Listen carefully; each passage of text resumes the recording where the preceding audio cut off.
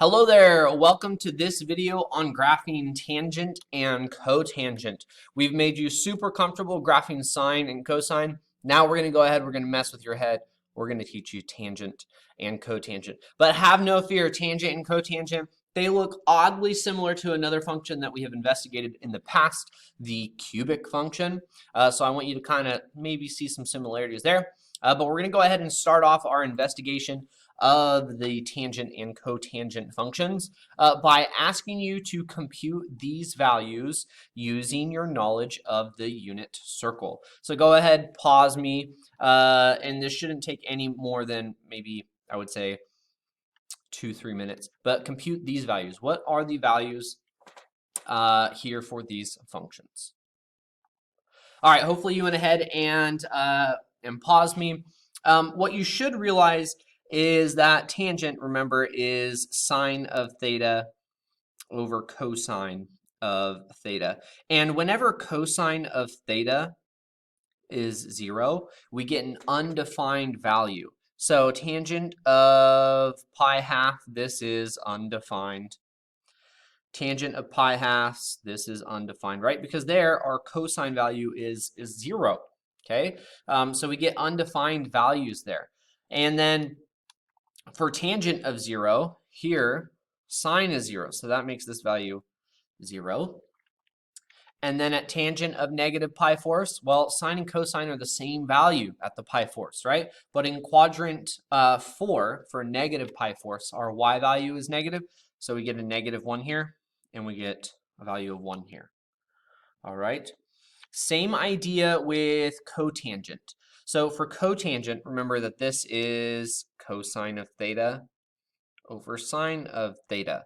So at 0, sine of theta is 0. So this is going to produce an undefined value. And the same at pi, undefined, because our y values are 0 there. So therefore, we have an undefined function. We'll have vertical asymptotes there. Okay, and then cosine of pi over 2. Here, your x value is 0, so that makes the function 0.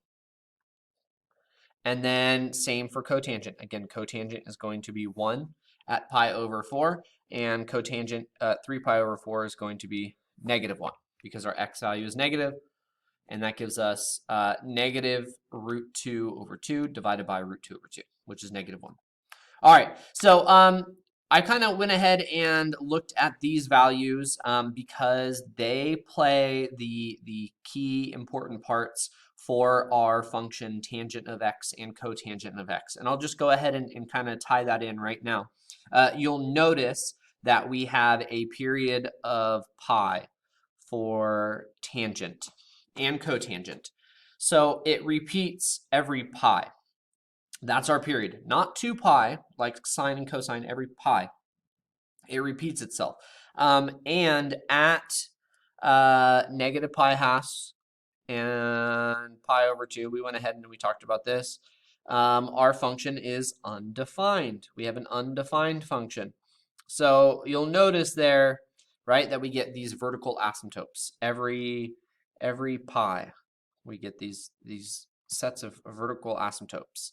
Okay, and our function, tangent of x, what we're looking at right now, doesn't it look very, very similar to the cubic function, right? And it does. And what furthermore, the main points for a cubic function were 0, 0.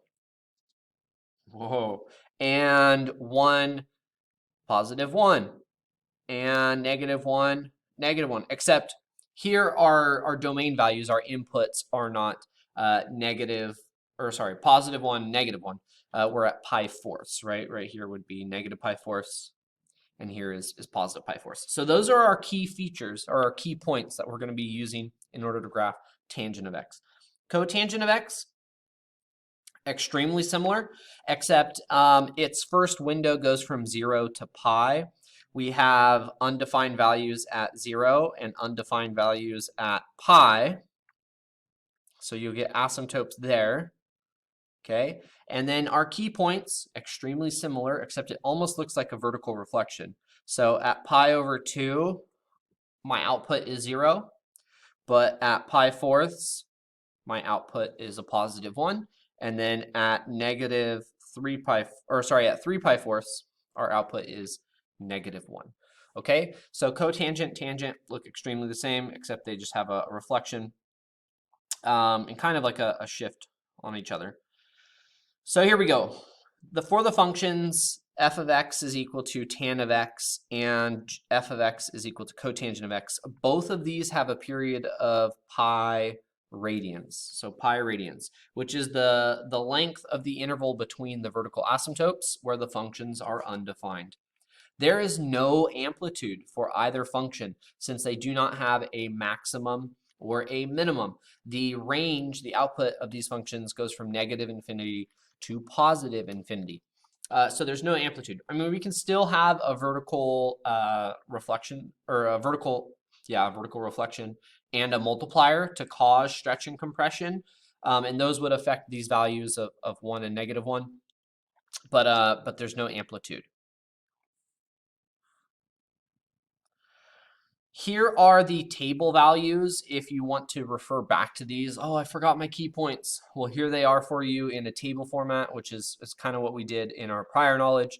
And we can go ahead and kind of transform these points when we're looking at these graphs. Okay, so in order to graph tangent and cotangent, we're really going to look for two things. One, we're going to look for the period, which again is pi divided by 1 over b. So you're kind of familiar with this. We're not dividing 2 pi by 1 over b. We're dividing by pi, or pi by 1 over b.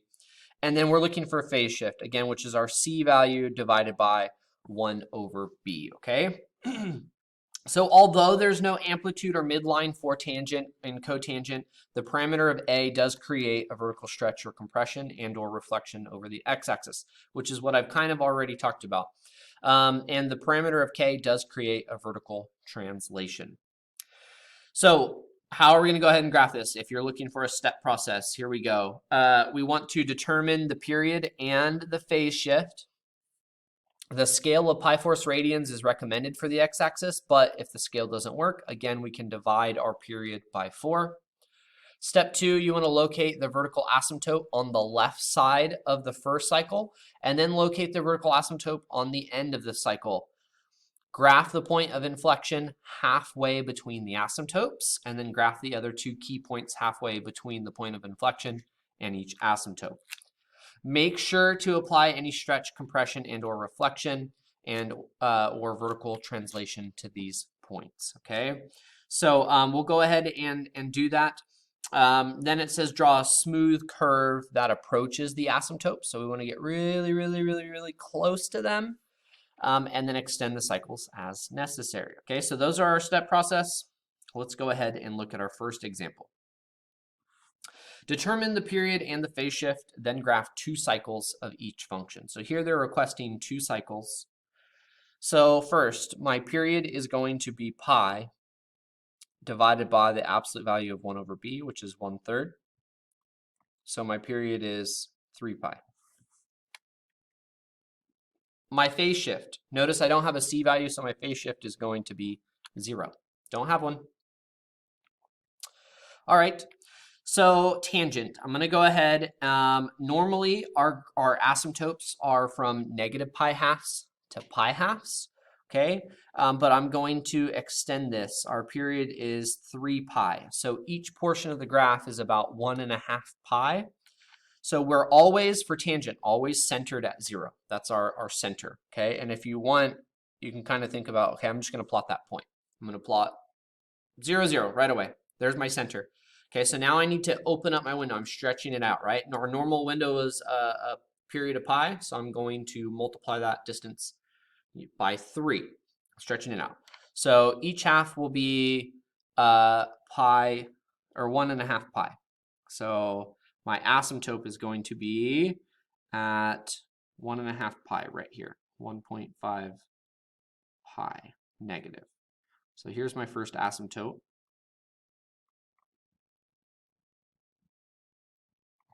My second asymptote, again, I'm going to take that distance, 1.5 pi on the right side.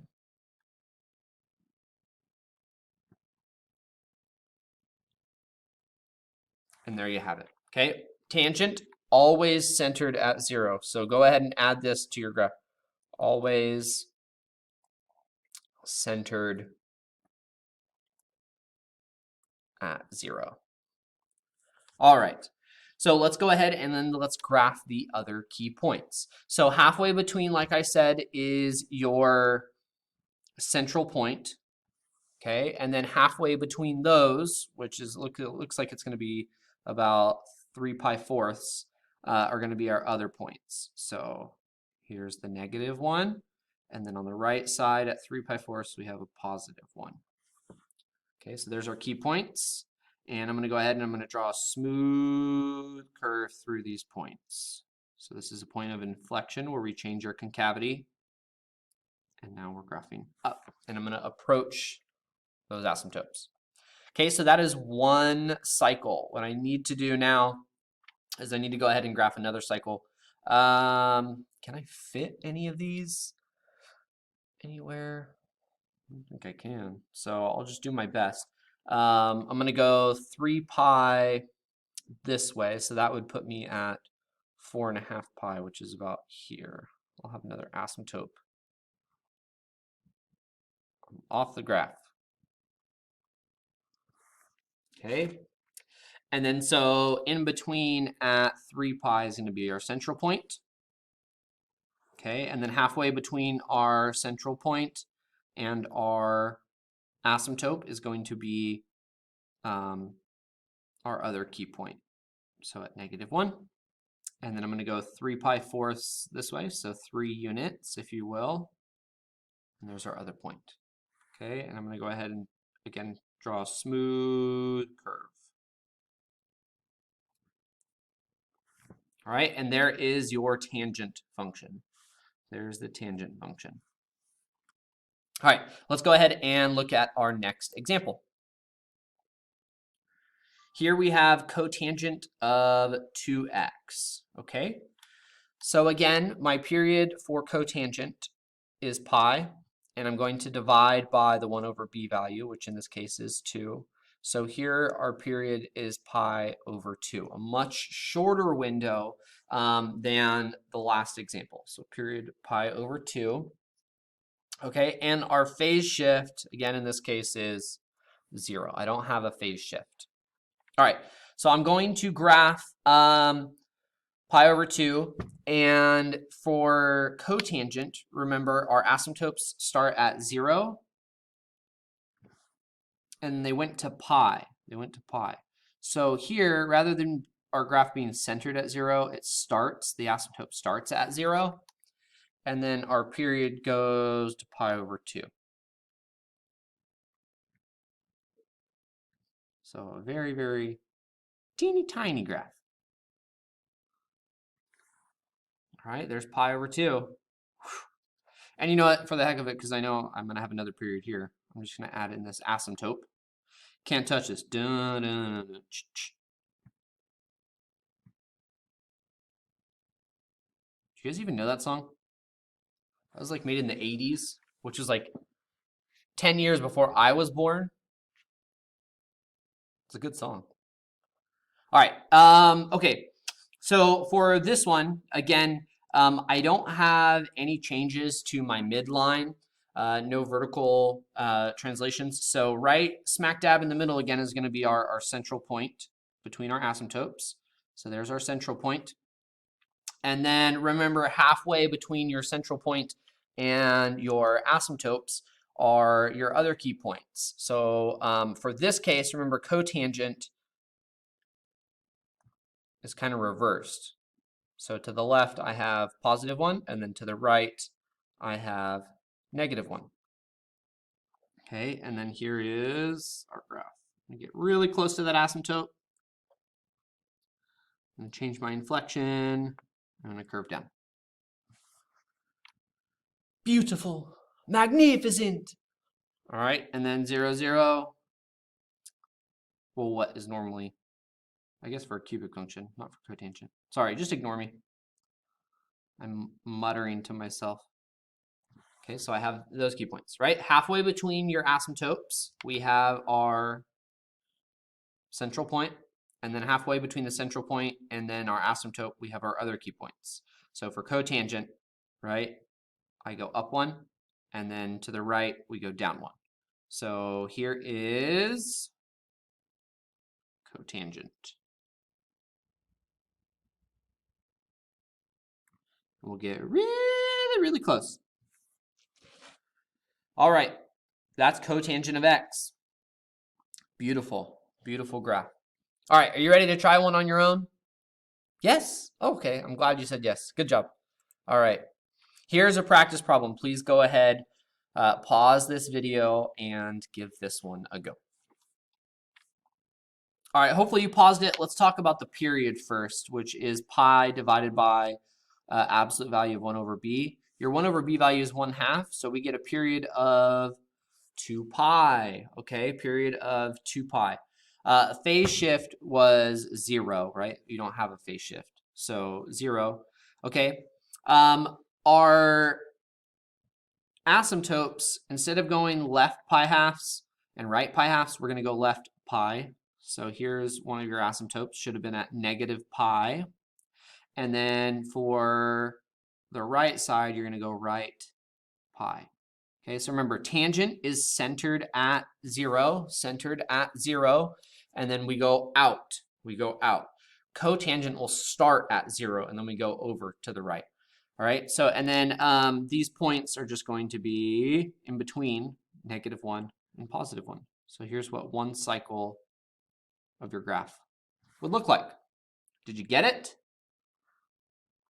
Okay, so there you go. That's 2 cycles of it. Whoa, the lights turned out. This is how I turn on. I ring a bell. They're back on. Okay. Next example. Let's go ahead and add in some phase shift. All right, so my period, if I want to go ahead and graph 2 cycles of this function, g of x is equal to cotangent of x minus 3 pi halves. My period is going to be pi divided by 1 over b, which in this case is just 1.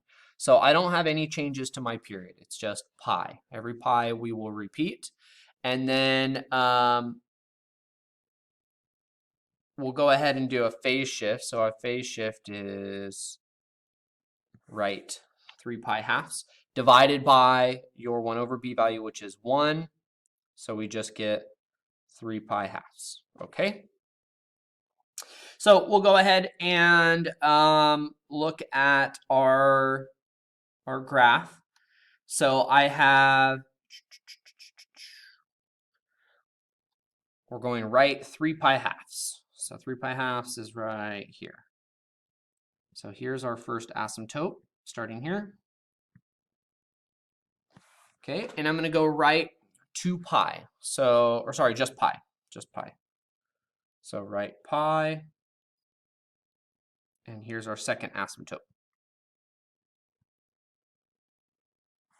Okay, and I'll go right pi one more time just to graph 2 cycles. You don't have to go to the right. You could go to the left if you want yours to be closer to the origin. Okay, and I'm graphing cotangent. So cotangent, again, centered at 0. There's our central points, halfway between the asymptotes. And then halfway between those are our other key points, right? So from our central point here at 2 pi to, and I'll use this cursor here. So from here at 2 pi to here, halfway between is going to be our other key point. Remember, cotangent on the left side goes up first. So I'll have a point here. And then to the right, I'm going to go down 1. Okay. Oh, that's ugly. My curve, not you. You're beautiful. I'm assuming. I can't see you, but that's what Christina Aguilera says. Okay, so there's one function. And then here is the second cycle or period. You are beautiful, no matter what they say. Your functions can't bring me down. There you go. In case you didn't know the song by Christina Aguilera. There you go. Okay. Questions? Next example. Ooh, we're getting tricky with an a value. Do you guys see this a value here? Whoop, it's -1. We're going to have to reflect. Okay, they're not tricking us. Period. Pi divided by 1 over b. Oh, 1 over b is 1. It's too easy. When the period's not changed, I think it's just super easy. Okay, pi. Watch me mess this example up horribly. Our phase shift. I'm going left pi over 2 divided by our 1 over b, which is just 1. So it's left pi over 2. No, you don't have to write, it like this. If you know there's no changes, you can just go straight to negative pi over 2. So we're going left pi over 2. Okay. So left pi over 2. And I'm going to go ahead and put my central point. There it is. There's my central point. Okay, our period's pi. So from there, going out, we have our asymptotes. So I have one at pi.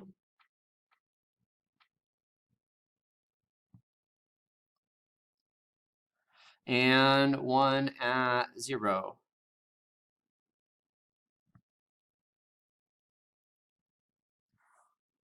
Okay. I do have an a value that's -1. So when I reflect, instead of being here down 1, I'm going to reflect up. So I'm going to be up here. Okay, and then instead of being right pi force up 1, I'm going to go down 1. So here is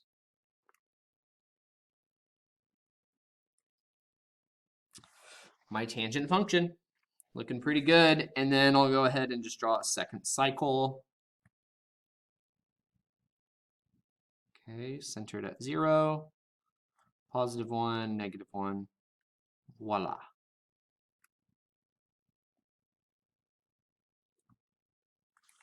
There you go. That's it. Not too bad. Not too bad. Okay. Here is a practice problem. Please pause the video. Give this one a go. All right, hopefully you pause the video. Your period should just be pi still, no changes to that. Your phase shift, you're going right pi force, right pi force. So that means your asymptote is going to start at pi force because this is cotangent. So cotangent, right? You start with your asymptote, okay? And then since the period was pi, there we go. In the center will be our central point, and we do have a reflection. So rather than being left and then up, it's going to go left and then down, right and down. And so we should have a function that looks better than that. Something like this, but times 2. So there you go. Not too many tricks on that one. All right, next practice problem. Last practice problem, here you go. Go ahead, graph g of x, which is tangent of x plus pi halves. All right, hopefully you pause the video. Here is the solution. And we go left pi halves. So that's going to be our central point. Remember, this is tangent. So left pi half is going to be your first asymptote, and then right pi half is your second asymptote. And then in between, we have our other key points. All right, that's it for this video. Hopefully you learned how to graph tangent and cotangent functions. They look extremely alike. They're just reflected. And they have different asymptotes. But nonetheless, they look extremely similar. All right, I'll catch you next time. Hope you learned something. Peace out.